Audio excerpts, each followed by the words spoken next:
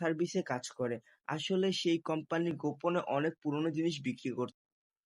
তো একদিন জিহান গোপনে সরাসরি সার্ভিস দিতে যায় ড্রাগন কিং এর এলাকায়। সে সেখান থেকে সরাসরি ড্রাগন কিং এর এলাকায় মাঝামাঝি ঢুকে যায়।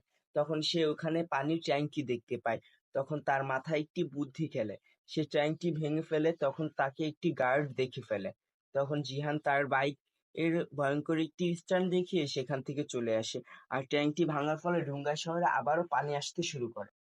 তারপর একদিন জিহান কাসাকি নিয়ে বাহিরে বের হয়। তখন ড্রাগন কিং এর ছেলে আউলিক জিহানের বাইকটি পছন্দ করে আর তাকে জিজ্ঞাসা করে এই বাইকটির দাম কত।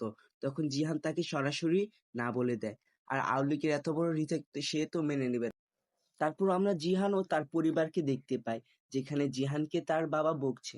আসলে জিহান ও তার বাবার সম্পর্ক এত একটা ভালো নয়। জিহান তার বাবার কাছ থেকে এত বকা খেয়ে তার রাগ হয়।